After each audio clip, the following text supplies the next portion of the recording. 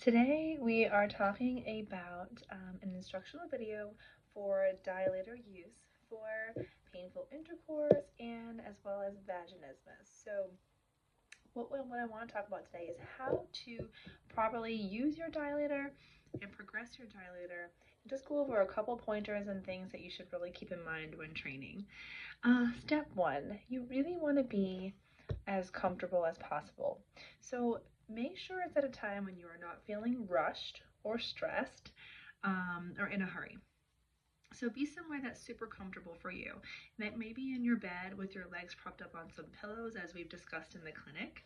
I've had patients actually sit in the bathtub with no water, but just so that their knees can fall out to the side, put some pillows, and then they're comfortable and they're not trying to work to keep their legs up. Because if your hips are tense, remember the pelvic floor wants to tense, and that defeats the whole purpose. So that's step one, making sure you're comfortable. Okay, so make sure you also have a good lubricant. We love Good Clean Love that we have here in the clinic. There is also some slippery stuff is a good one. We like the more aloe-based lubricants. So you want to make sure you have enough lubricant. Coconut oil can also be really great. Okay, so step three, you want to make sure, as you've already discussed with your PT, the right size for you to start with. So for some patients, for example, this is a size 4. This is kind of in the middle of the spectrum.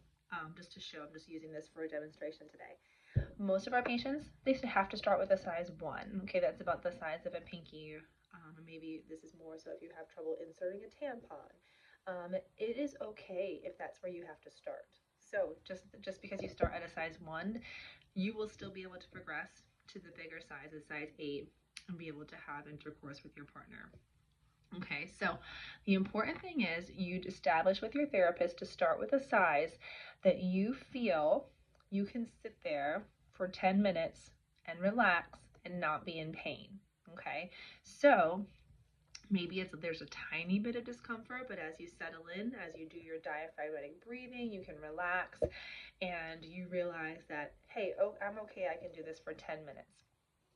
Once you can do that for 10 minutes, every day for a week, then you are ready to move up to the next size. Okay, so if this is a size 4. Say my patient we decide in the clinic together that this is the right size for them. They feel really good about it, and they can tolerate this for 10 minutes every day. Then they can move up to a size 5. Then we can work on that in the clinic. Okay, so let's talk about some general guidelines. You don't just want to shove it in. Okay, let's ease into it. A lot of my patients will use their pelvic wand or some self-release first. Okay, so you can actually, if your therapist has given you a pelvic wand, please refer to those videos so that I won't take up that time on this video. Also, there's the self-release techniques if some patients prefer to use their finger or do some stretches first, and that's okay too.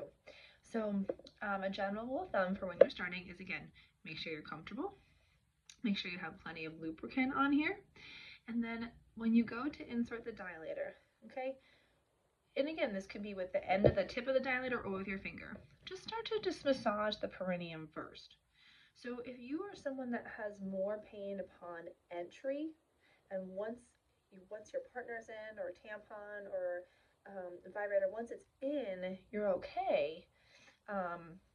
This would be a great technique for you to really kind of stretch and do some of that perineal massage. Okay, you can look at that video if that's you. I'm sure we've uploaded it to your chart too. Work on that little U shape right at the perineum, right at that entry. Let me get my model here. Okay, so when you are looking at vaginal anal opening, right at that entryway here, okay, you can gently just kind of massage that tissue that connects those.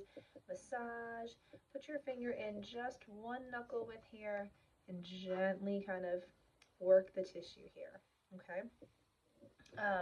That is almost like desensitizing the area, telling your body it's okay for what's about to happen, right? We don't want those muscles to tense. And then by all means, if you want to use your finger or your pelvic wand and go into the deeper layers and just kind of work that static hold technique where you hold for a minute if you find any tight spots. You can do that gentle sweeping technique and just prepare that tissue. Okay, some of my patients like to do their stretches before they use their dilator. Those are all great techniques to prepare your tissue. Then when we actually go to insert the dilator, okay, relax and breathe. And again, kind of insert that, and you're going to go nice and slow, and you're going to insert that up into the end here. Okay, relax and breathe. And again, you're going to want to tolerate 10 minutes of that dilator. Okay, so remember, you're easing into it. You're prepping the tissue first. You're making sure you're relaxed. You're making sure you have the right size. Should not be painful. Slight discomfort as you're getting used to a new size is okay as long as that dissipates. Okay. If it's painful, then you just have a size that's too big and you're not ready yet, so go back down a size.